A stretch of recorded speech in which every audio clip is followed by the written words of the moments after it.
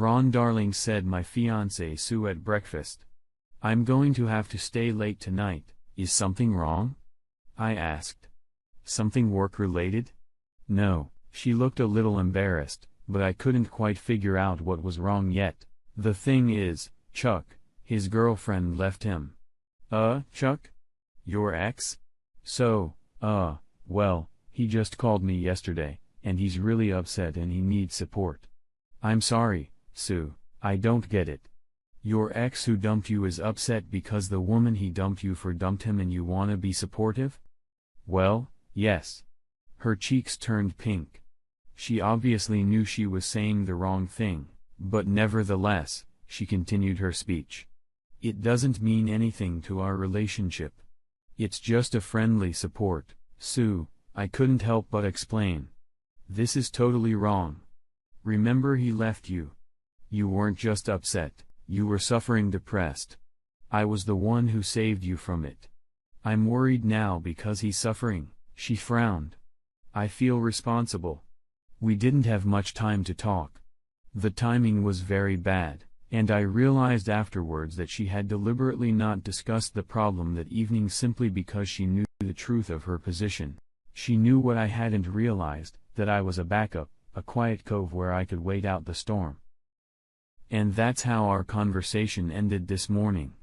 You don't have to do anything for him. You're in a new relationship with me, and he's in the past, and he left you for someone else. You want me to feel guilty about his condition?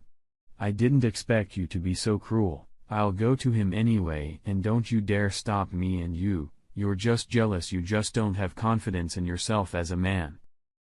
She didn't come back tonight. And the night before and the next morning, her phone wasn't answering. It wasn't turned off. I was just blacklisted. It made sense. I guess I should have been glad we didn't get married, but that the way you think about it after a long time, and the moment it happens realizing that you've been tricked for a year, that you've been used. I'm staying with him. We realized that we both made a mistake, she said that evening, showing up at my house without greeting me or thinking to justify or apologize. And me? I'm sorry, she said almost indifferently. So all this time, I've been the backup. He's plan A. I'm plan B. Don't be silly. It was a mistake. I really thought it was over between us, and I was being sincere with you. Sue, I grinned bitterly. What if I told you I was depressed, you'd dump him and come back to me? Right? She only twitched her shoulder in response and began hastily packing her things. Not all of it, of course. My apartment had managed to fill up with a lot of stuff in a year. For a few days, I was in a black depression. I changed the locks the next day. It was unbearable to think about the fact that when I was at work, she'd come with Chuck to get her stuff. They'd walk through my house, going through things, and who knows, maybe the guy would even want to mark territory by screwing my fiancée on my bed. They probably came over and couldn't get into the apartment because Sue texted me that they were coming by to pick up stuff on Saturday. Characteristically, after taking me off the blacklist to text me, she immediately put me back on it. A coworker with whom I have a more or less buddy relationship and with whom I can chat about non-work stuff. When I told him about the breakup between me and Sue, after thinking about it, said, you know, when they come to get your stuff, you might feel quite bad. It's kind of like their honeymoon. You know, even if they don't say anything, you know, like, they're not gonna make fun of you or anything, you're gonna feel like they're laughing at you. Do you want me to come by and support you, or I could just fill in for you? It's no problem for me. I just don't know what I can give them and what I can't. I thanked him, and at that moment, I looked at my jacket on the back of the chair, which this week was working on the effect of my presence in the office more tightly than ever. I was often uncomfortable to be in the office and even more so to work. I wanted to get drunk, and I often ran off somewhere not to be seen, not to socialize with anyone. When they arrived in a rented van, I put a carefree expression on my face. At least I tried to, but I couldn't escape their snide smiles and glances, and that added to my anxiety. I pulled Sue's things out of drawers and closets, and I wanted to cry. Suddenly, it was as if a spring had burst inside me. I suddenly remembered school, Remembered the bullying I'd been subjected to at one point, how I'd had to confront almost the whole class. No. It hadn't come to big fights, but they tried to boycott me then, and I wouldn't have been able to do anything against everyone if I'd behaved the way Outcast usually did. I just boycotted back then. I ignored the ice wall. I came in the morning and greeted everyone cheerfully without waiting for a response. I didn't ask for help or questions. I acted like nothing happened, kept a smile. I even enjoyed it when I passed one of my enemies and made remarks like, "Oh, Frank, that's a cool badge. I should get something like that for myself." And without waiting for a response, I walked away, leaving the jerk standing there with a puzzled look on his face. It was like a boycott, but it was like some kind of conversation was going on. I had to fight only once when one of my classmates tried to take away my pen before the lesson, but after that, there were no more attempts of physical influence. There was only a wall of invisible ice. They held out for a month or so, and then I had a lot of abuse when I was already choosing who to lift the boycott and who to ignore. I guess that's the advantage of being an introvert. Independence from society.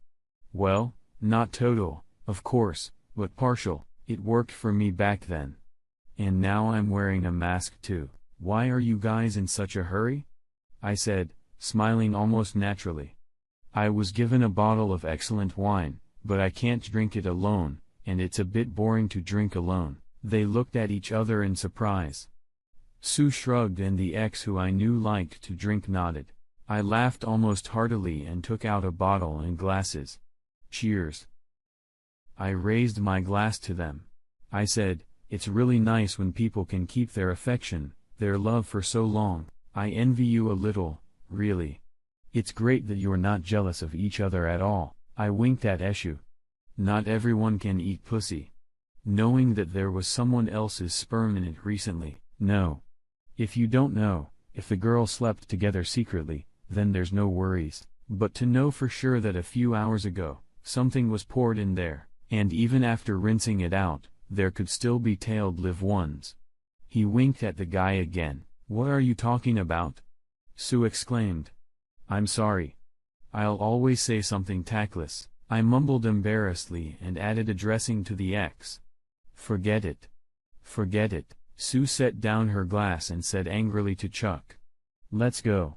"Sue, let us finish a little," I said, smiling. "I said something rude. I'm sorry. We're adults, wait outside, he'll catch up with you in a minute." And without asking, I refilled Chuck's wine. I guessed right, Chuck couldn't leave his glass unfinished. Sue gave us an angry look and walked out, and I whispered conspiratorially to Chuck, "I recommend in the ass." Her I dreamily rolled my eyes. Eyes, can refuse, but if a little forced, then afterwards, only satisfied is. So I chuckled. We both understand her nature, don't we? We can make a three-way sometime. I didn't dare to start persuading her, but you can do it. X got dark and looked at me mean. He put the empty glass down and walked out. I breathed a sigh of relief. The show's over. Believe it or not. It doesn't matter. The main thing is that I made them stop laughing at me. And if I managed to ruin their evening and plant doubts in the head of the ex, then I've already taken a little revenge and let Sue see that I wasn't really hurting. Sue called the next day and hysterically demanded to tell Axe that I had lied about the anal. I immediately guessed that she had put me on speakerphone just for the ex, so I continued the act. "Sue, come on. What's the big deal? Is it retarded? You liked it, didn't you? You bastard, you never had me in your ass," she screamed.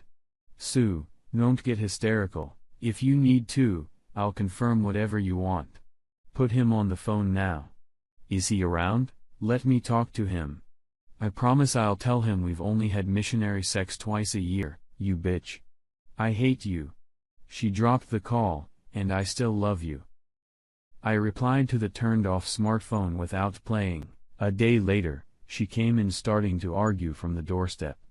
I let her in. She again demanded a rebuttal for the ex, and I played again suspecting that she was recording the conversation. And then the ex showed up, and it was wonderful. "Yours is here." I told her, "Should I open it?" He's not too jealous, is he? Yeah. We already found out. Shut up. She mumbled. I'll wait in the bedroom. I don't want to explain. I opened the door, zipping up my fly where Axe could see it. Oh, Chuck. I exclaimed excitedly, good to see you. And I held out my hand in an exaggeratedly happy and therefore fake way, but immediately pulled it away. I'm sorry. It's dirty. I'll wipe it off, and as if checking my own words, I quickly brought my palm to my nose, sniffed, nodded. Yeah. I'll be right there.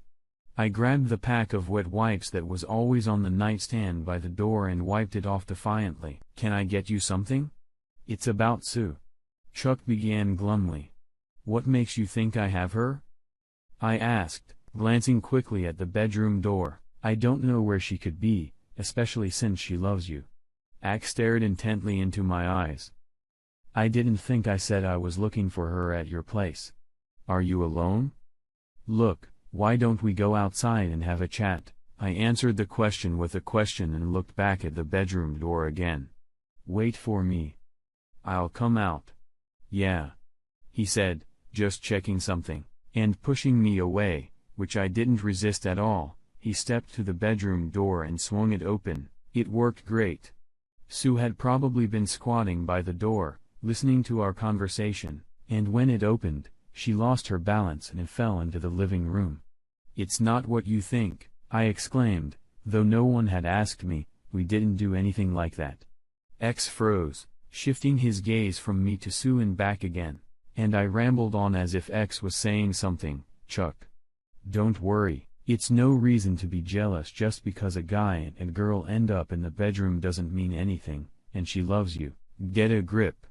We haven't had anything since she and I decided was going to be with you. Almost nothing. Nothing's happened. I just came by to talk. Sue whispered. We couldn't have done anything in an hour, I added. You know, she likes longer and so do I. Shut up both of you. I need to be alone. He turned and ran out of the door. Sue looked at me confused and didn't seem to know what to do. It's best not to touch him now. I said, wait a couple hours at least, he needs to cool down. That was stupid. Give me that.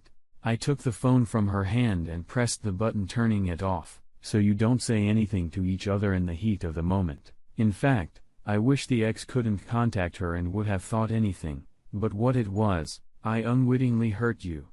I'm sorry. He smiled. Have some tea, come to your senses, and then I'll take you to him myself. And I promise that I'll explain everything. Apologize, say that I had a breakdown, that it was hysteria. You'll see. He'll understand everything. Why are you doing this? Sue exclaimed angrily. Is this really how you hope to get me back? If it weren't for your behavior, we could still be friends. I don't hold a grudge. No. You didn't, and now you're an asshole, Ron. I kept apologizing in humiliation, promising to make it up to you, and in my heart, I reveled in revenge. I wasn't the only one who would suffer. Sue gradually calmed down, and we even had tea, me talking about something, basically talking through my teeth, secretly glad that she'd forgotten her phone was off, which meant that if Chuck tried to call her, he'd have a good reason to be jealous. I guessed right. About 40 minutes later, Chuck returned. Sue had time to tell me, don't you ever say anything else like that. I promise. I said, and I kept my promise. I just put the torn condom wrapper on the nightstand by the door, so Chuck wouldn't miss it, and he did. When I opened the door, he glanced at the gold square, his face contorted, gave me an angry look, turned around and stormed out. What? Sue jumped up. What did you say to him? Nothing, I swear. I replied, I'll take you to him now, and I'll do as I promised. I did take her to Chuck's house, and I walked her to the door of his apartment, though she refused, but I behaved like a gentleman carrying 2 bags of small things. I tried to stay to Sue's left, so she wouldn't look at the left side of my face. But when Chuck opened it, I purposely turned so that he would notice the lipstick mark on my neck. No, any woman would have realized that this lipstick mark was just a lipstick mark. A stroke, not a kiss mark. But Chuck's just a man. Where would he know? Anyway, he caught the message and read it exactly the way I wanted it to be read. I got home, and for the first time, my mood was, if not great, then uplifted. I suddenly realized that I no longer wanted Sue back. It was as if the whole spectacle had ripped her from my heart. 3 days later in the evening, I opened the door to the doorbell. Sue was standing behind it, and she was clearly upset about something. "May I?" I poured her a gin, opened a can of beer. "We broke up," she said. "He keeps accusing me of sleeping with you these days." "You set that up on purpose, didn't you?" I tried to explain to him it was your revenge. "Wasn't it? If you don't want to tell him, don't tell him." "I already know. We've said so many things, you know, it's actually good that you're doing this. I've really forgotten what he was like." And then when we started fighting, I remembered. It was a good lesson, and I realized I didn't need him, I needed you. I realized that this year has been the best year of my life. No one has ever cared about me like that. "Chuck, I don't want to see him anymore." I wrapped my arms around her, pulled her tighter against me, and spoke softly into her warm ear. "I'm glad you realized that, and I'm glad you came. My things are all still there," Sue said, and reached up to kiss me. "It's okay," I said before our lips connected, and after a long kiss, I said, "He's not going to ruin the dizzy, and we can pick them up later." It was a delightful night of lovemaking. Sue was both affectionate and proactive. She healed all of me. In the morning, I brought coffee to bed and enjoyed looking at her sweet face in the morning, her serene smile, her gentle gaze on me. Before I left the house, I kissed her again. We pulled up to Chuck's house, arrived at the door of his apartment, and I pulled Sue to me and kissed her softly on the corner of her mouth. "I'll miss you, Sue," I said. "I'll always remember our year." She could only open her mouth and looked at me helplessly. "I can wait in the car while you get the essentials and tell me where to take you." "Are you going to live now that both your ex and I have kicked you out?" "Girls, a hotel? What do you mean?" "I mean, No, I just wanted to try you when you were hoping for a rebound. I expected you to try harder, and my expectations were met.